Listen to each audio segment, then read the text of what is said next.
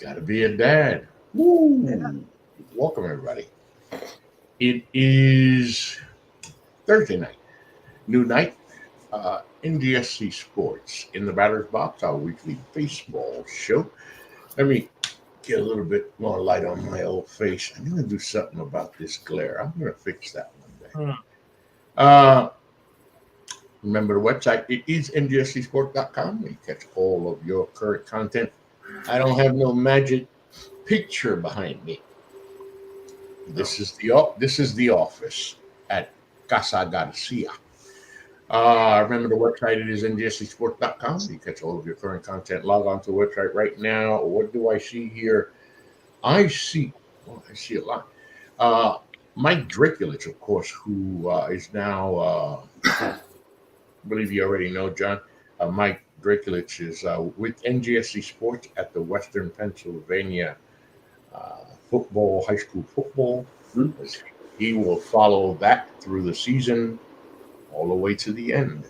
He gives us the WPIAL football report, week 4. John Doucette comes back with Boston College host Michigan State in the red bandana game. It was a disappointing loss last week, John, but is it fair to say it's a better Boston College team than recently? Oh, yeah, it is. They didn't play a full 60 minutes last week, but for the amount of time that they did play well, they certainly gave Missouri all they could handle. Again, the running game was really, in the end, the running game and the turnovers really turned out to be the two things that beat BC. And they couldn't run the football. With a couple of costly turnovers, 2 interceptions in particular that really kind of flipped the game. They did have a 14-6 lead halfway through that second quarter, but the first turnover led to what turned out to be 17 unanswered points, and then it just kind of steamrolled from there.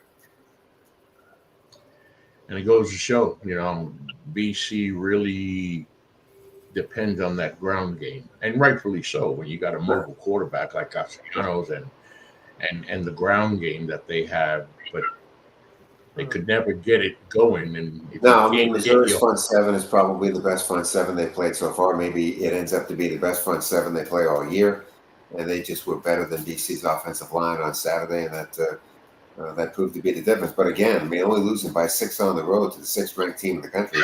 Right. This team is at the moment and where they could be when we get to November.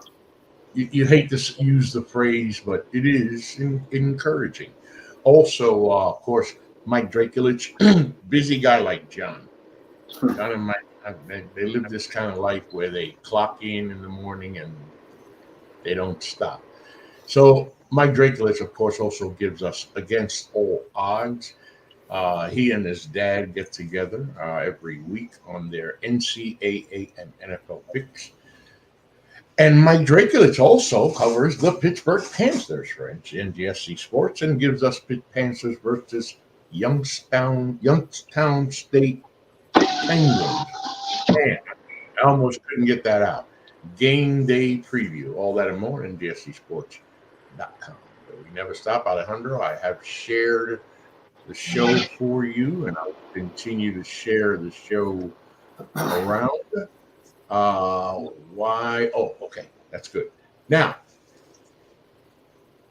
the beauty of baseball. Oh, by the way, yes, we start with our. Whoa. I didn't know I clicked you twice. I'm sorry. We start with our weekly. Oh, no, the guys. I've been doing this lately, by the way, guys. I've been forgetting to introduce my co host. I don't know if because I don't like you. I mean, I don't know if it's an old thing. But of course, down by the Jersey Shore, he is the host of the Enhanced Sports Show, Saturday, 4 to 6 p.m. What a guy! What a guy! What a host! What a guy! And what a piece of, I mean, what a Yankee fan, Louis Tenor. Louis, I get it. I can't stand them sons of bridges. I know. They're making me sick all year long. Win. I know. My wife said, I've never heard you in all our years together. And guys, that's almost 4 decades. It is through 4 decades. I've never heard you curse. Well, we say down south, cuss. I never heard you cuss them Yankees like I have this year. Damn. Anyway, from Chicago in the mobile oficina, El, El Papi, and the guy who lives close enough to what will soon be the losingest team for a single season in MLB history, the Chicago White Sox. We're talking about, of course, Alejandro. ¿Qué pasa, Pai? Nah, just a beautiful day here, sunny, like around 80 something degrees. I'm loving it. There you go. Yeah, getting ready for winter. Look at that, Papi. Oh, that's life, man. Look at that. What a light. Mira el capitán. Yeah, that's my boss. That's right. Look at that. The CEO of my company. It just happened. It just happened to be on my page, so I figure I might as well share it. And Sure. of course, how do you politely say the guy who keeps a foot in my ass, the one who keeps me straight? Actually, boy, this man had to put in a lot of work to get me straight. Put up with a lot of mice. A lot of it. You have no idea. He's also, of course, a great friend and co-host of In the Batter's Box, Mr. John Doucette. John, year 9, another episode. We're still doing this, huh? Yes, we are. It's good to be with you. Yes. Hey, John, I don't give you enough credit because, that's my counselor. Yeah. Wow. Yeah, I'm not gonna go through that. But anyway, you know how in marriages people say, well, I put up with so much of my shit. So did John Doucette. So credit to you, John. Alejandro doesn't even know who I'm talking about. Thank God for that. True. MLB Roundup. So as Alejandro pulls up and parks his mobile office, we break the news to him that was broken to me just as we came on before the show started. Shohei, can you see 50-50 with 2 home runs, 2 stolen bases so far, because the game's not over yet? Shohei Ohtani has joined the elusive 50-50 club. 50 home runs, 51 stolen bases. John, we watched Acuna Jr. 40-70, 40-60. It's not like, there are others who have had these magical seasons. John, we've been watching baseball a long time, buddy. 50-50. That's big. Well, let's face it, that's historic, to be quite honest about it. It's not big. It's an historic moment for him. It's an historic moment for baseball. I wasn't sure he'd get to the 50 home runs because I didn't think pitchers would continue pitching to him, but they have continued to do so, and consequently he's continued to not only hit home runs, but to hit stolen bases. And I give Dave Roberts all the credit in the world for giving him the green light to basically go for both and then to try and become that first player to hit 50-50. I mean, obviously with Ohtani, you're always worried about injuries, and with the Dodgers being where they are and how much they're going to need him in the month of October, maybe they would have backed off at least on the stolen base part, but they were giving him the green light, and he came through and did it today. Alejandro, by the way, what's this, year 5 for Ohtani? 2018, he started, right? This is 6, right? Yeah. I mean, this guy is like, it's like whenever you create a player and you PlayStation for MLB The Show. This is what you expect, right? Wait a minute. Wait, Alejandro, I wanted to ask you a question. That's why I went back that far. Remember, because all 4 of us were right here before there was a Shohei Ohtani in Major League Baseball. Right here. We talked about it right here. We waited for him. We waited for him to come into the league. He came into the league. My answer is no. Hey, Alejandro, when we were talking about Ohtani as a rookie, and remember the guy who was coming in not only to hit and a great hitter, but also a pitcher, did we ever think this guy was going to go 50-50? Nah. No. I No. mean, use like 30-30 is a huge accomplishment for any baseball player. Right. 40-40 is an elite glove. Like you can, like, I mean, only like 6 guys I think have made the 40-40. Imagine now, 50-50. Huh, it's just 50, it's just 50, it's just like I say, this guy's like a MLB the Show character, like a create player. And Like when let's face it, the money that he's creating for Major League Baseball by doing these things, exactly. that he's selling, not only for the Dodgers but for Major League Baseball in general, is the other part to this that really becomes a significant part. I don't know what kind of a crowd they had in Miami today, but I would think that crowd was probably a bit above average based on who was there and what he was going for. Hey, Louis. Yeah. We've seen a lot, bud. We've seen a We've lot. seen a lot. We have seen a lot in our years in baseball. Yeah. Mhm. I mean, I thought we'd never see this. 40-40, yeah, that was, Not 50-50. that's been, something to get to. But 50-50, we've never seen this. I mean, I thought, Acuna last year did something spectacular. Right. 40 home runs, Right. 70 stolen bases, which is a remarkable accomplishment in And itself. it was special, very special. I mean, it's hard Now- to compare the two really when you think about it. I mean, 70 stolen bases, even when you have 40 home runs, but 70 stolen bases, that's remarkable. Now and so- imagine this hypothetically. 60, Shohei 60? Ohtani, no, they trying to I mean, they trying to like kind of preserve him and not like blow his arm, and they turn him into a closer. How about a 40-40-40? 40 saves, 40 steals, 40 home runs. Why not? That's John, that's John, Possible. John, I like that, John. well, I do too, but that's just that's insane to think. Okay, that wait. then again, What? somebody who is insane.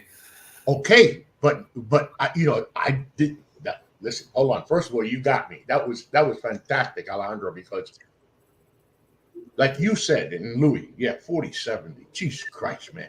You hit 40 home runs and steal 70 bases. You are a bad mother, shut your mouth, period. Yeah. That's it.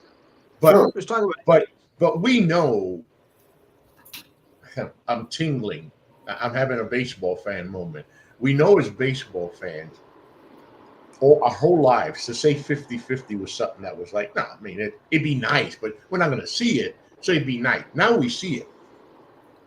So I done it in video games, by the way. Yeah. But Oh, yeah. Of course. I ran for 669 yards and 14 touchdowns one time on Tecmo Bowl. It was incredible. But wait a minute. comparison.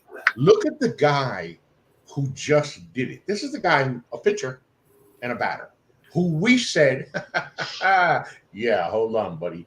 We understand what you were doing over there in your country. We're not trying to put you down. But you're coming to play with the best baseball players in the world. So even if you want to pitch and hit, you're not going to be able to do it that long. But we're going to watch you and enjoy whatever you give us. Well, look at what Ohtani did. What he did was tell the world, I'm a hell of a pitcher, and I'm even better at the plate. Then he gets hurt. And what did we talk about earlier, John? You brought it up earlier in the year, how somehow his injury, it's just what happened to the injury. It's like it didn't affect anything as far as his hitting. He gets to 50-50. So you figure Alejandro just said something even more insane. But if there's one guy who can do it, this guy could go be a closer. You're right. Obviously, he would be the one guy that you would consider for a 40-40-40 deal, no doubt. And that's a record. That's a record that would never be broken. well, the 50-50, I think, is something that may never be. I don't know. Acuna, he got 40-70. He got 40-70, maybe. 40-70 is not 50-50, and I think there was a distinction between the two that does need to be brought up here. Here's the other thing that needs to be brought up here. Where do the Dodgers begin their season next year? They begin it in Japan. They'll play 2 games against the Cubs in Japan to begin the season. Now you're bringing Ohtani over there off a 50-50 season. The amount of money that Major League Baseball is about to make off it is going to be incredible. Yeah. Louis, it is fun to watch though, Louis, ain't it? Oh, absolutely, no question about that. Louis broke it for us here. Oh, we He just came on in the pregame, in the pre-show prep, and Louis, he got him. What the hell is Louis talking about? And think about this. We're in the month of September where you've got other things going on. The NFL season has begun. College football has begun. And he is able to do this and keep baseball relevant before you get to the most important month, which is October. And not just relevant, man. I mean, 50-50. This is history. So you mean that, and by the way, how many games are we in? He may have 10 games left. I think 9 or 10 left. I know there's not many games left, but Depending on it as an off day, So roughly it's about between 10 to 12 games. yeah, I'm trying to get to the MLB. And the reason why is, where's the more sports? MLB. Really important. I just want to check something out here. I mean, you can 55-55. Right. So, and that's I don't want to be realistic about this. 152 games. Oh crap! There's 10 games left. Right. On average. Holy. So this guy. Okay, wait a minute. So Alejandro. Dodgers haven't clinched anything yet. They haven't clinched the division. They haven't. No, they're playing. Yeah, they're playing for something. He's got to keep playing, which The ends up Padres- being for everybody. Yeah, the Padres are on their ass. Right. Alejandro. Mm-hmm. 55-55, bye. That's doable, but I also think that they should be more careful with him. And you already got your 50-50. I That don't story. think they can stop. You don't want to push.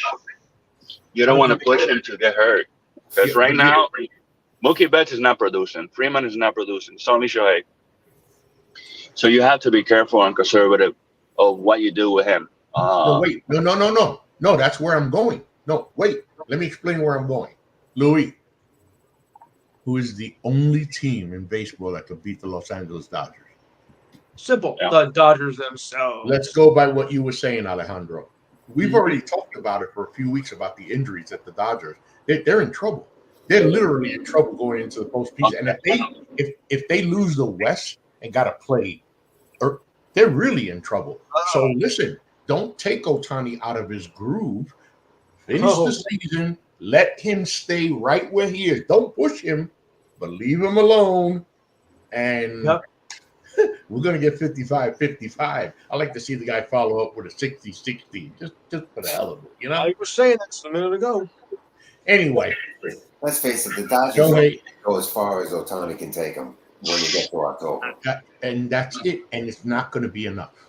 Not going to It be may enough. not be, that's true. No, this is the Dodgers. But let's face it, if you're Fox, if you're TBS, and even ESPN, you certainly want the Dodgers to be there for a while because of the advertising money you can get off this. They are SOL, John.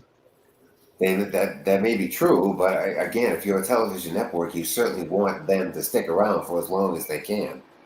True. Unfortunately, that's not going to happen. But John asked a question for the agenda. And John's question is, what has happened to the Orioles? John, what's with the question? What has happened to the Orioles? The Orioles have really struggled lately. They did win today. They did beat the Giants, but in their last 10 games, they've only gone 3-7 and have basically given the division away to the Yankees. I don't think there's any question about that. They really have done it. Their pitching hasn't come through. Their offense hasn't come through. It's really been a struggle on both sides of the ball for them. Their back end of the bullpen has been an issue. They just designated Craig Kimball for assignment based on just his inability to get anything done for them. I mean, this is a ball club that we thought was going to be pretty good and had a shot to win potentially 100 games. But right now, it's a team that's struggling. And if they don't get it together real soon, they could end up being on the road for that wild card series as opposed to being at home. Not where they wanted to be. Louis, I'm going to go with what John, I got to say this. Jesus Christ. Yeah. basically the Orioles have just given away the AL East. Yeah, they have. I don't You know, see their way. I don't see their way out of it. So it plays real good for the Yankees, Louis. Yeah, I mean, just up until a week ago, it was neck and neck. They were, I mean, the Orioles were breathing down the Yankees' neck, but past week, like they're 3-7 now, and the wheelbarrows just came right off, and the Yankees will take advantage of it. And They got away with a lucky one last night, though. You know, it wasn't for that blunder by the Mariners in extra innings. Oh boy! Wait, I thought the ball was dead. Nope, was live ball, sucker. and Judge seems to be slowly chipping out of a flunk here. Thankfully. And look, the Orioles have a big series that begins tomorrow night because they have the Detroit Tigers coming in at home. The Tigers have been playing awfully well. Just took care of the Kansas City Royals on the road and are on the heels of the Minnesota Twins, a half a game back for that third wild card spot. That's a big series for the Tigers. And if things go well, by the time that series is over, they could be the third wild card team in the American League. And simply put, Alejandro, this is not the Oriole team all year, by the way, that we were expecting. It's a team built for the long run. I mean, I mean, they have been hampered with injuries, like the rotation. The same Corbin Burns have been kind of been struggling as of late. You know, your closer had Tommy John. It's a young team. But I feel like they are built for the longer run. Like, you haven't seen the best of the Orioles yet. I mean, having them hanging in there is impressive as hell to me. But injuries happen, and hopefully they. I mean, they lost Grayson Rodriguez. Kramer has been in and out the disabled list. They don't have a closer now. I don't know who's going to close. Maybe Cano, that kid Cano. The job the Brandon High is doing, just keeping them alive, is quite impressive. And I comment in some in a baseball page yesterday because they mentioned the same thing, and I'm like, okay, I mean, if you're not proud of the work that they have done, because they build on for the future. They don't this year. Yeah, they got hit with a lot of injuries. But I mean, I'm not gonna make that as an excuse. I think they have a good team. They go into a rough patch, and hopefully they have a good manager, and hopefully they could come out of it.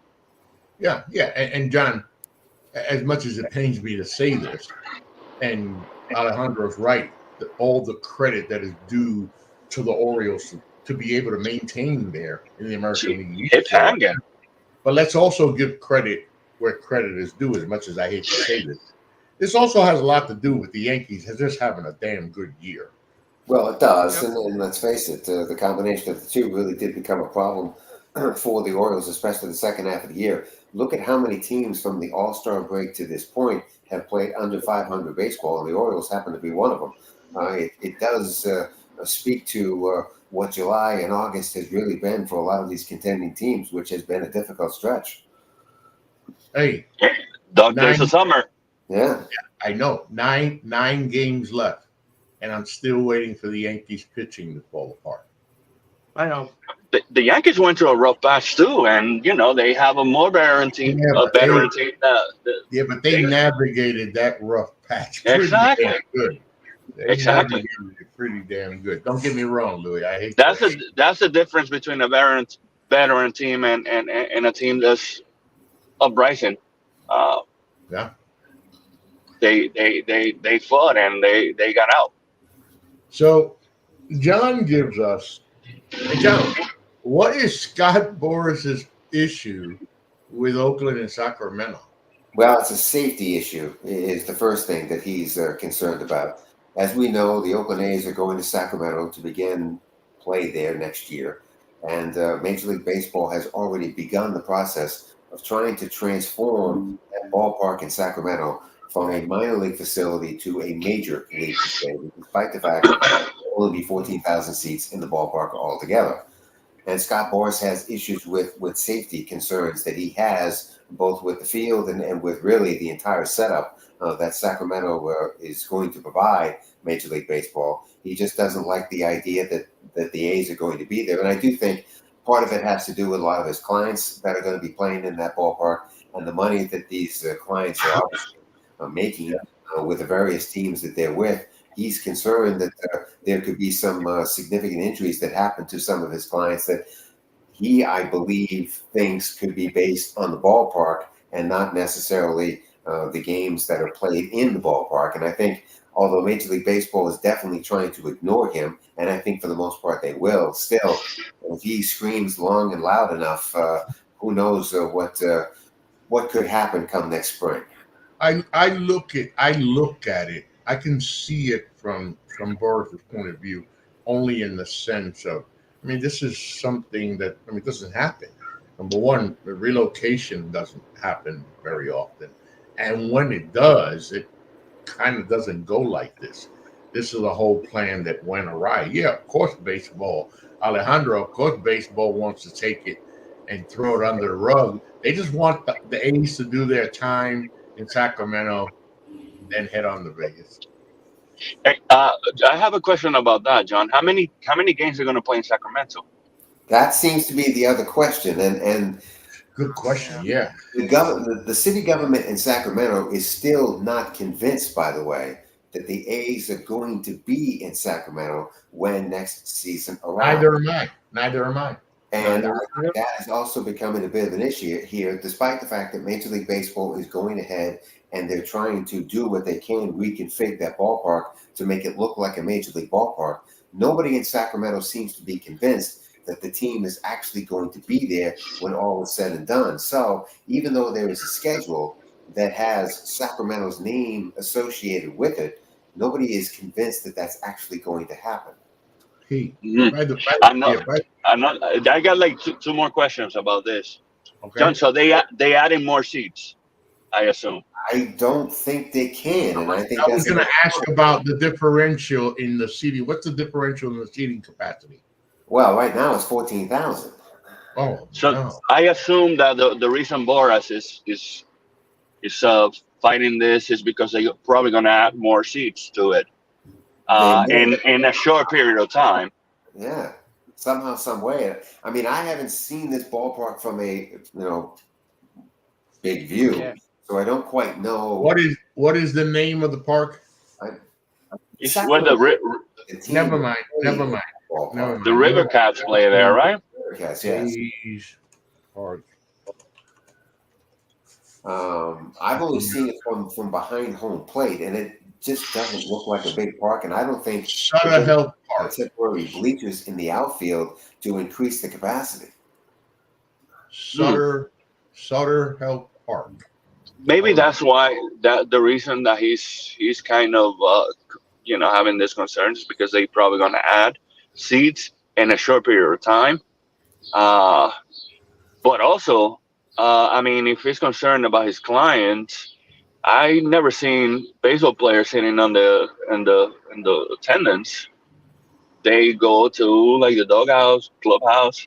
Maybe he fears for the family. Maybe that Scott Boras is going to fear here is the lighting. We're talking about a minor league ballpark that's now going to be used as a major league ballpark, and it's quite possible that the lighting for this ballpark for night games may not be major league standard. Oh, well, that's it. I'm getting it up here. The fly balls in the lights, which means that hitters may have difficult time picking up pitches that are coming at them because they just can't see them. Infielders may have a hard time as well. I think that's another concern that he may have going forward with this setup in Sacramento. Oh, but that's easily fixed. Yeah, I mean, if Major League is set on having Oakland playing there, I'm pretty sure they have a backup plan. Although, like, some of this stuff is not only like the team. This is also like the state that they need to put in money to do renovations. So yeah, I mean, if that's the case, it's kind of crazy. I just wonder if the city of Sacramento would be interested in investing money in a ballpark that's only going to be used as a temporary home. Yeah. No, share the image. Come on, you got to show the image. What are you doing? All right, never mind. I'll do it this way. Hold on. We'll just do it the best way like this. Where is this image that I was going to show you guys? And I'll show you what I saw. I'm wondering, what is that noise I'm hearing? It's my dog snoring. You're not on mine. Yeah, it's my dog. Oh, it's my dog snoring. Oh. On the right, over here, guys. Okay. Let me pull it up here, and you'll see the park here. Nothing here. No, see, not. I mean, this is it. Woo! And this was going to be a logistical nightmare. I don't know, man. Forget it. It looks like there's only one way in and one way out. Right. Yeah. Let me see what else we see here. I'm just curious because these people are not going to.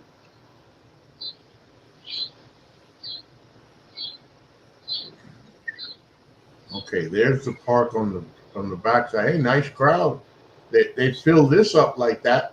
That's more than they get at Oakland. Yeah. Yeah, it would be. Now, another question is what are they going to do with the River Cats? They got to move them. Yeah. Oh, there you are. Yeah, it's gonna be. This It's is gonna insane. be. If they're It's not gonna going be- to play a whole season, I mean, in there, they're going to still use Oakland Coliseum. They can't. Supposedly, the Oakland Coliseum is going to be converted into a soccer field, a soccer stadium. I see. Now, Oh, boy. now here's what I was wondering. We know the problem that Oakland had. It became a joke. The seats they couldn't fill in Oakland. Now, Actually, right. This is just a thought from me. These people in Sacramento at this park, I'm hoping that they actually wow, the little time we have here, let's take advantage of this. Will they fill this little place? I mean, they could put seats out, obviously, behind the outfield, but I don't know. What are your thoughts about? Are these people going to go to these games over there? Very few of them. Okay. Huh, I mean, Louis? it's, It's like a trash dump. That well, stadium. I would say this. I don't think they will simply because you're going to play Major League Baseball prices to be in a minor league ballpark. Yeah.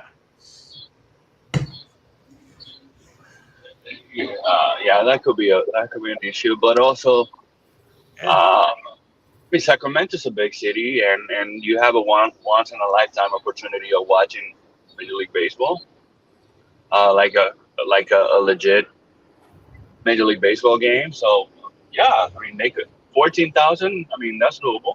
I think so. Well, look at it this way. Just think when Ohtani shows up. What that would Ohtani, the Yankees. right. That'll throw some big numbers. Yeah. Exactly.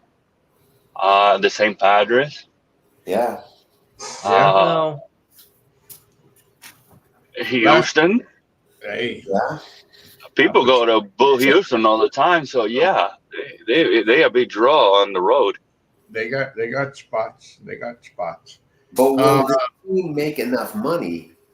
Well, in a 14,000 seat ballpark, you wouldn't think they'd make enough money. But with the other, Oh, they're gonna jack up the prices. Of course they they'll are. jack up the concession stand prices. They'll do all that, and with the other source of revenues that they can get from the luxury tax and all the other things that Major League Baseball has for them, eventually this will work out for them financially. Yeah, I think so. I mean, they're doing it for a short period of time. It's limited, so they could play around, especially with the entrance, with the attendance. They could play around with that, like concessions and stuff like that.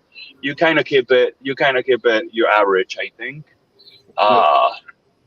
But yeah, they could make good money on the entrance because they could jack it up. If they play there, the team, the city, and that neighborhood, they're sure going to prosper. That stadium is going to prosper. Concessions are going to prosper. That's for damn sure. I just wonder why the city of Sacramento is still not convinced they're showing up. I don't know. I don't know. It's something about this. When I think of this stadium, how this has gone down, I don't know. I wouldn't be surprised to see a twist and a move and another move. I just wouldn't be surprised. It would seem to me the move would be to go back to Oakland. Right. Yeah. They don't have nowhere to play there.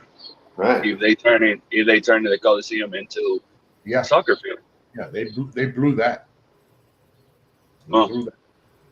Hey, I like it. It's a fresh look. It's not, it's like low risk, high reward type of thing. It's temporary. So, yeah, Yeah. I guess. You can pretty much do whatever you want. Temporarily. Exactly. I mean, if they plan it good but knowing Oakland, you never know. If they do a good job marketing this stuff, the games in there, they could. I like it. It's a fresh look, like I said. You could be the Oakland A's playing in North Dakota State's football stadium. They don't draw even 5,000 in Oakland. So No. why not? So- Take the risk. So John gives us one more. It looks like maybe an idiot of the week kind of thing. The Twins release single A catcher for tipping pitches to opposing hitters. That's what pitches. He was tipping pitches, John. Yeah, he was telling hitters location and pitches as they stepped into the batter's box. His name is Derek Bender. He's 21 years of age. He was a 6th-round pick from Coastal Carolina. He had appeared in 19 games for the Twins single-A team. He was hitting 200. On September 6th, he was behind the plate for a game against Lakeville. And as those hitters were coming to the plate and as they stepped in the box, Bender was apparently telling these guys what pitch was coming and what location, where it was going. And unfortunately, the Lakeville players, as you would imagine, took full advantage of it. And why wouldn't they? I mean, really? This idiot is over here saying. Here's the key to all of this. It was a game in which, in Lakeville's side of the story, they ended up winning the division championship in the single A league that they play in, the Florida State League down there. And it knocked the Fort Myers team, which was Bender's team, out of playoff contention. This is what he did. Now, the very next day, September the 7th, is when the Minnesota Twins organization found out about it, and they immediately released him. However, teammates of his have been rallying to his support on social media, suggesting that because he was 21 years of age, he made a mistake and everything could eventually be okay. But I don't necessarily think that would be the case, especially if I'm the starting pitcher and I found out what this kid was doing. I have serious problems with this. I got a big rules that cannot be broken in any way, shape, or form. That's a true asshole move. If I'm a pitcher, like I don't want that guy around me. I'm getting shelled because of this idiot. I mean, idiot of the week it comes up short. That's have to be like the idiot of the year. I don't care how young you are. You should have fundamentals. You should have some type of I don't know. It's just weird. That's super strange. If it doesn't matter, I mean the reasons. I mean, if I'm a starting pitcher, man, and I got an idiot like that, I don't want him near me. I don't want. I'm surprised that they beat the hell out of that guy. Hey Louis, it sounds like the Astros should trade for him. Not a bad idea. Well, I guess I have several questions about this. Actually, when I was looking this up, the first thing is, if I'm the home plate umpire and I know that this is going on, I can hear the catcher giving this information out to these hitters. What the hell was he doing? What do I do? Right. Do I stop him? Do I let it? Apparently, he let it continue. because it Should have didn't stopped continue it. for as long as Bender was in there and for as long as that game was played. So if I'm the home plate umpire, what responsibility do I have to somehow stop this if I have any responsibility at all?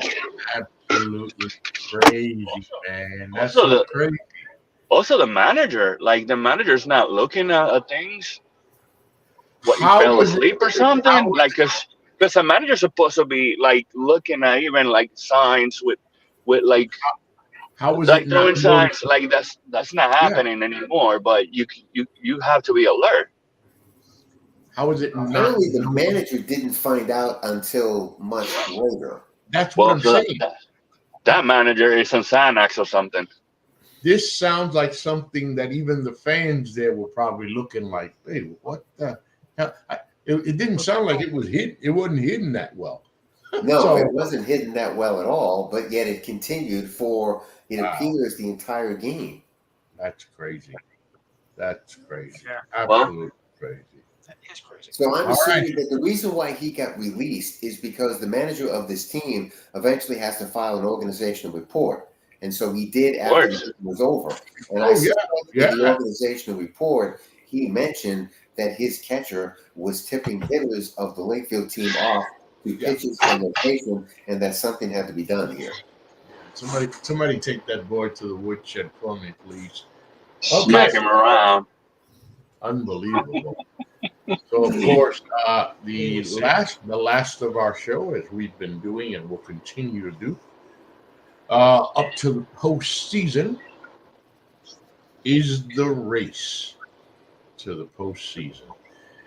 Well, I mean, it's the end of the season, basically, guys. Yeah, And pretty when much. you look in the American League again, we have already talked about the Yankees and the Well, it's Orioles. really about the wild card now. It's not really about anything else. Yeah, because also Yeah. Cleveland has clinched. Hey, listen, the Astros look like they're about to clinch as well. Yeah, looks like they're about to clinch as well.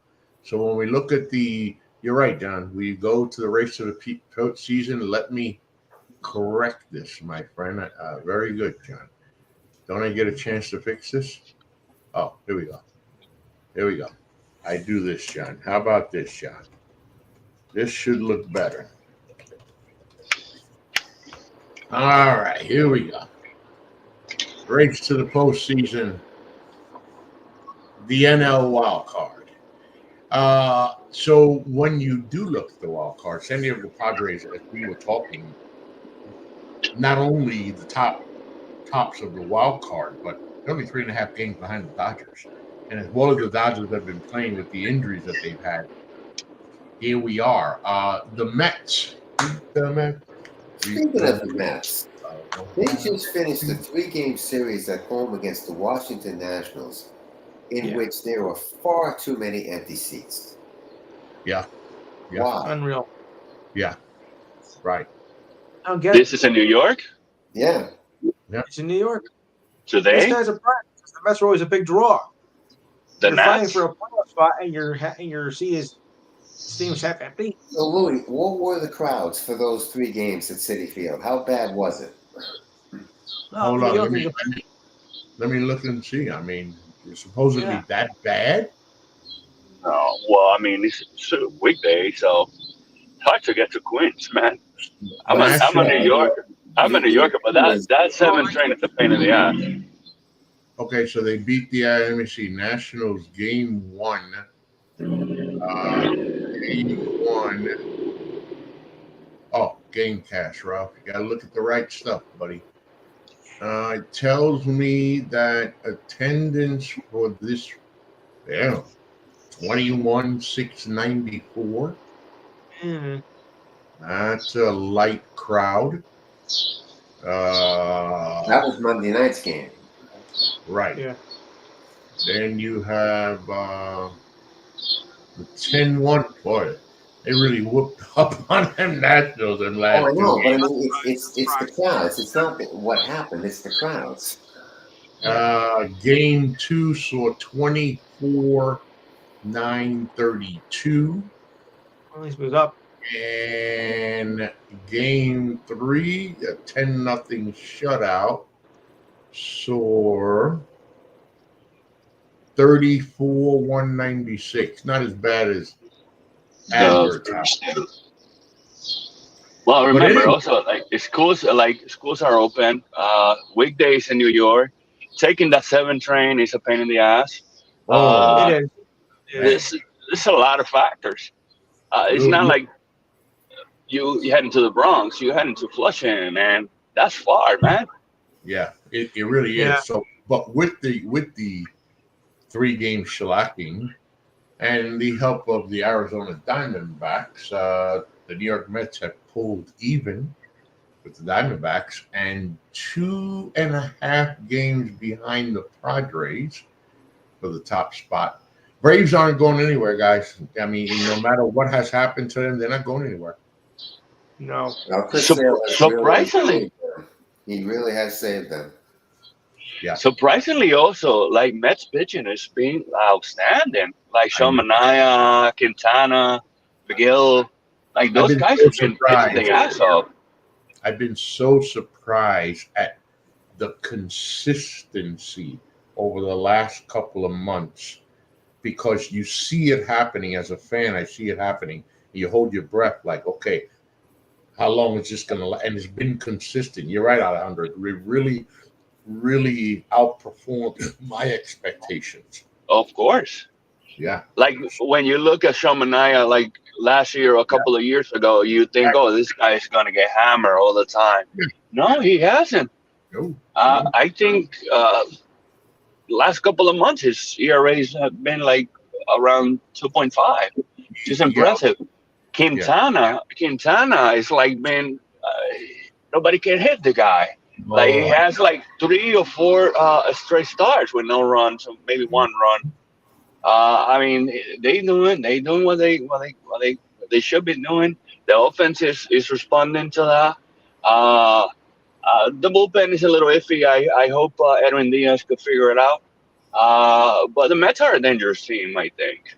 And who would have thunk it, man? I mean, John, this is a team whose season was done before the season even got past the warming stage.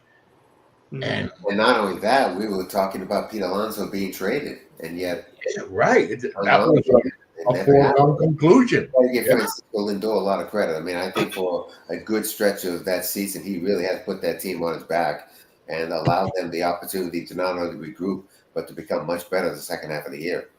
And also one other thing, I think that Acuna kid, the young brother, he's a spark plug.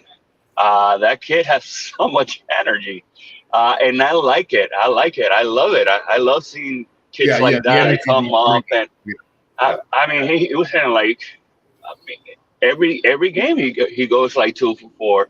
I mean, this kid is and I got to go back. Got some chispa, man. I got to go back to Lindor because you guys know the last couple of years I've been hard on him. Because the expectations were high.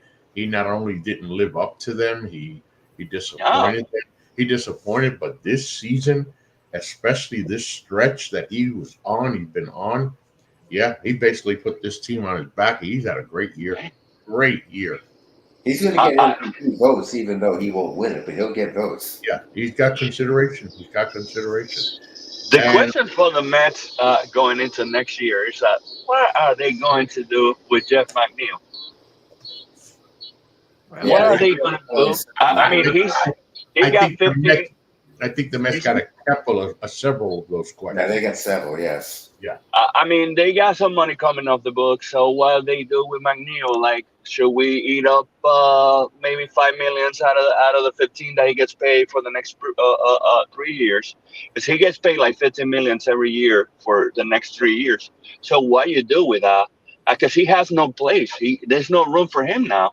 There's Acuna eventually is going to take over second base. You got Lindor. You got either Vientos or you resign Pete Alonso, and you also got Ronnie Mauricio coming in healthy next year. And top of that, you got Jet Williams that's knocking on the door, and Iglesias and Alvarez is the other kid. That's kind of the other utility guy. They're doing a decent job. So McNeil, nobody wants to pay 15 millions to a player to keep him on the bench. They're not going to So want to. Yeah. yeah, I mean, you got Stalin Castro, and you also have Nemo and the two corner outfield. I think they probably gonna incline more into keeping Bader. Because Bader is a local kid, he's not gonna cost that much money, and he plays great defense. So, what are we doing with McNeil? Going to be It's interesting. a problem to have. Yeah. Yeah. Not a bad problem to have, right? It's not a bad problem to have, but he's getting paid 15 million. Right. It's the So- money part. It's not what he can do or what he can't do. It really is the financial aspect of what he is taking from this team. For the Mets to move him, they're going to have to eat a lot of that. What's left of that contract? Oh, yeah.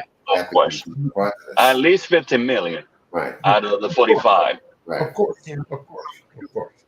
And let's not forget now, in the NL wild card, if the Dodgers aren't careful, they might fall down to this group here. Okay, but we move on to the AL wild card, which listen. Oh God, what a crazy Right, joyride!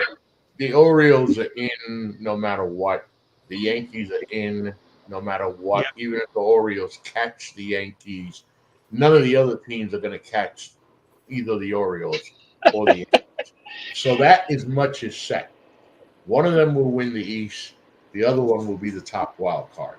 After that, boys, we got a lot of fun going We got a on. live tribal council. Man, Yeah. look, think about it. The Royals have 9 games left. The Twins, the Tigers, the Mariners have 9 games left. The Red Sox, that's right, you heard me say it correctly. For the Boston Red Sox, I'm going to go to John first and second. The Boston Red Sox are in the wild card chase with 10 games left. Hey, John, 76 and 76, 3.5 games back. How about They got a big the weekend Sox? series coming up with the Minnesota Twins that begins tomorrow night. That really they have to at least take 2 of those 3 games. The Tigers will begin a big series in Baltimore tomorrow night, and Corbin Burns is expected to throw for the Orioles in that game 1. So that's a big series that they'll have to pay attention to. They've got at least 3 teams that they're going to have to find a way to jump over in these last 10 games to make it as the 3rd wild card. That's not an easy proposition, but based on how close everybody is to each other, it's possible. They got some help this week from the Yankees who have taken care of the Mariners, so that is good news for the Red Sox. But they've got to figure out a way to generate some offense, and they've got to find a way to get something done from this bullpen. It's also the same thing that the Minnesota Twins have a problem with. Their bullpen is leaking pretty bad. They lost 2 games against the Guardians this week based on a bullpen that just couldn't hold leads. Monday night's game and then last night's game. And today they lost another 1-run game 3-2. So they end up losing 3 out of 4 in Cleveland to the Guardians as they come to Fenway. Anything goes here. I mean, anything is possible in terms of who ends up being that 3rd wildcard team. It's pretty much a given that the Orioles and the Kansas City Royals will be the first 2 that get in. But that 3rd one could be anybody. Louis, before I go to Louis, I want to get your thoughts here on the wild card. Obviously, like we said, Orioles, Yankees in, but it's a hell of a finish there, man. Absolutely, especially with the Red Sox creeping in there. Yeah, a few days ago, I didn't get much of a chance, but now they're creeping back in there, and that could be a bit of a challenge here. And the Tigers, I was with the Tigers too, but they're hanging in there too. This should be very interesting. Yeah, I think the one team when we get to the offseason that's going to become very interesting will be the Detroit Tigers, based on how close they come, and even if they don't All make your it, thoughts. All your thoughts. I was going down there now. making the offseason. Come on, Alejandro, tell us. We be talking about how crazy this wild card is for the past 2-3 weeks. Now you adding the freaking Tigers to the thing. Yeah, right. Right. He's like a head scratcher. Like, oh, Hey, When look, you look at it, 9 out of their last 11 games. They just went into Kansas City and they yeah, beat the Royals. he sounds like it's gonna be a fight to the end. Yes. And just like you say, John, Tigers in the postseason means a lot of trouble. You don't want to face Teres Kubal Oh, in a absolutely. series twice. we're at the end of the year and we're talking about the Tigers and the Royals. Listen, And crazily, like the craziest thing Nuts.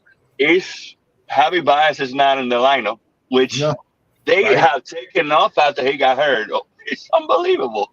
Now, what do you do with Javi Baez in the offseason? No, he's not. He's not even in the roster for the playoff. Keep him off. Wow. I'm Yeah. sorry, but he hurts you more than we can help you. But when the offseason comes, that's a lot of money that they've got to figure out what to do with. Well, Yeah. it's a couple of days, so he could sit his ass down. All right, gentlemen, we've come to final thoughts, and it looks like Alejandro's lighting crew didn't show up. No, today. yeah, it's getting dark over here, man. But final thoughts, and I'm going to go first tonight. How about that? Why am I going to go first? This is why. The final score in Miami, the Los Angeles Dodgers 20, the Miami Marlins 4. Now, that gives you a good laugh, but how about this stat line? Shohei Ohtani finishes 6 for 6. Wow. 6 for 6, okay? Yeah. 6 for 6. It's crazy. With 4 runs scored, 2 stolen bases, 3 home runs, and 10 RBIs. Oh, Holy smokes. So he's now 51-51.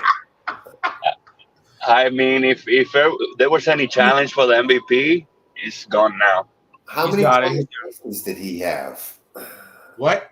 How many total bases did he have? Woof. Probably like 26. 3 home runs at 12, right? Yeah, that's 12. Yeah. So what were the other hits? And what were the other hits? Yeah. So let's check and see. Yeah, that's a good one. Maybe he got a couple of doubles there. That's a good one, John. That is a good one. Got to be over 20 for sure. Where's the 6 for 6 game? Come on, you got to give me today. Just All put the right, box score up. No, I got the game up, but it's got to give me. I gotta have to do play by play. No, you don't need to play by play. Just do the box score. The box score will tell you what he did. Yeah. No. The box score's only telling. All right, here we go. Yeah, 2 doubles. So 12, That's 16. 14, 16. Thank God he didn't get any walks. So the guy was 6 for 6, 3 home runs, 10 RBIs, 4 runs scored, 2 stolen bases, and 16 total bases in the same freaking game. Why did they That keep- got to be more 16. That got just total bases on the home runs should be close. It's 12. My That was question 12. would be, why did they keep pitching to him? Good question. Why? Good question, John. Why did he keep playing? That too. Why did he keep playing? Well, But why did they he keep kept playing pitching? for 50-50. He kept playing for 50-50. Well, what a way to get 50-50, guys. Oh, he went out with a bang. Sure. unreal. That's unreal. It is. He's got 120 RBIs. On the year, right? This guy's That's sick. We are watching. What did you say, Alejandro, earlier? Like PlayStation. Nintendo. PlayStation character. I mean, he's probably got close to 100 runs scored too. Yeah, no, he should. But I mean, he hits it top of like second, I think. Right. Imagine him hitting fourth. Uh, He could 50, have 130 right now. it's 51 home runs, 120 RBIs, a 1.005 OPS.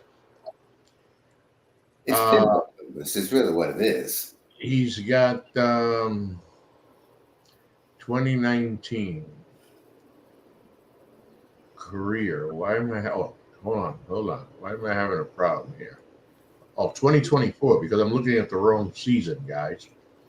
He has,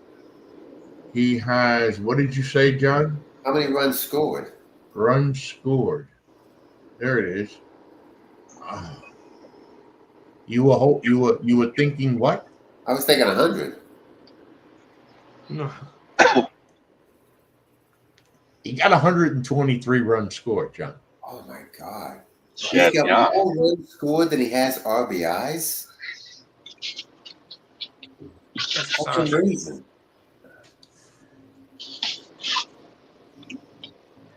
That's amazing. How the hell is this even possible? He's got But we got 100 runs scored and 120 RBIs. That's freaking impossible.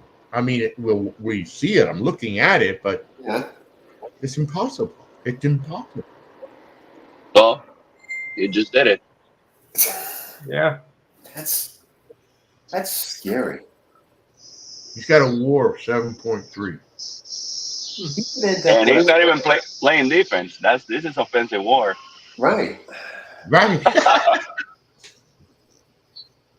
That's insane. That is insane. 51 homers, 120 RBIs, 123 runs scored. And I guess the only disappointment is he only has 176 hits. He'll get 200. He's got a shot at it. Yeah, you're right. He's going to get 200 hits. You got 10 games left. You're not kidding. Oh, he's getting 200 hits. Go get it. Go get it. He got one. So hold on. I know it's a long final thought, guys. So we're looking at 55 home runs, 55 stolen bases, 130 or so or better RBI, 200 plus hits, 135, 140 runs scored. What is that? That's not normal. No. He's not normal. That's a whole lot far from normal. True. He must be carrying a Wonder Bat. True. Wow. Louis, help me out. Final thought. Yeah, must be carrying a Wonder Bat or something. Yeah, I thought we'd never see that. 50 home runs, 50 stolen bases. Just absolutely sickening in a good way. I mean, but coming from a bad team such as the Angels, how he has managed to have this type of a season is just astonishing, really. Oh, Well, just so waiting into the playoffs. I got it, boys. Come on, wait. I got it. Hold on. I got it. Let me share it with the boys. Hey, slow down. Hey. Uh-oh. Go ahead, Louis. Keep going.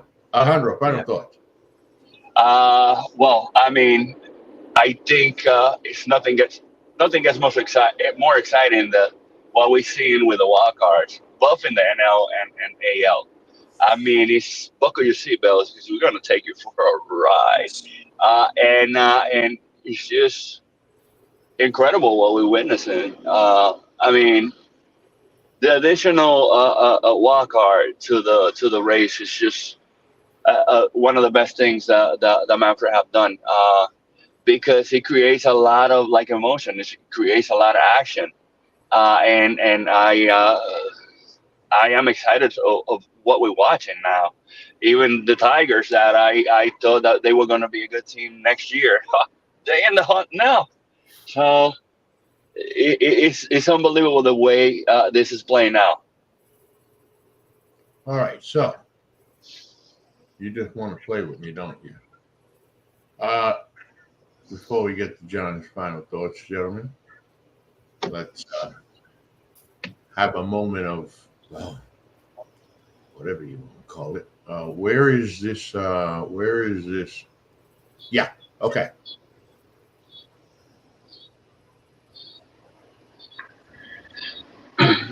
Four runners go. Throw to third is I right don't hear a sound. there, I but don't know why. somehow Ohtani got Somehow. and Decoy on the move with another stolen base, make it 51. Easy stolen base. I don't like the no sound. I don't 0-1. understand why we don't have sound. That is a high Oh, fly look at that ball, bad deep boy. right field. Oh boy, nobody. You weren't catching No that, doubter. kid. Yeah, you weren't catching that one, kids. Looked like the slider didn't Oh, get gee. in He far just enough. dropped the head of the And bat on that pitch and just lifted it. John, it's almost like he knew where it was going before he threw it. He's probably Man. for history. On a 1-2, Ohtani sends one in the air. The The other pitcher way. threw his hands up It like, oh, goes. yeah. Another one. A new balance. Here's the swing that does it with an opposite field shot. He pulls one to the He just upper took that tank, pitch the and other then he way and sends just one the turned other his way. feet. Look at His this. 50th home run. This is He went it's the back to other back on way, himself. man. He's bombing him the Yeah, other no, way. Bats together. I do wonder what it's going Certainly to cost smiling. the Dodgers to get that We are baseball watching from the this Brandon guy. Carter. Oh my God! And then that one. That's just a hanging curveball that he just drilled. Right. The greatest Man. day in baseball history. Look, guys. John, final thoughts. No. I mean, the final thought is that he is creating relevance in baseball in a month that's always been very difficult for baseball to have relevance in. With football starting to take over, he has become really must-see TV. Definitely. Well, now wait a second. I've seen some good moments in September that's happened in baseball. What about McGuire? McGuire's 62nd home run. That was in September. Just before Yeah, the but season then that started. got destroyed by what eventually he admitted. Yeah. Yeah, Hey, let me ask you, Louis. Let me use your example and throw it right back in your face. With what we're seeing right now, do you even give a shit what McGuire did? No. No, nah, you No. can't. I guess you can't compare. Thank you for joining us. This is In the Batter's Box. It is the NDSC Sports Weekly Baseball Show. There are still 4 of us on this show, although you can only see about 3.356. There he is. He's somewhere there, I'm telling you. Thank you for joining us. Yeah, thank you for joining us this evening. This is In the Batter's Box. Thank you. Look, check out the website, ndscsports.com. I'll be back Wednesday, Attack on the Politicos, next Thursday right here. Thank you for joining us this evening, folks. As I always tell y'all,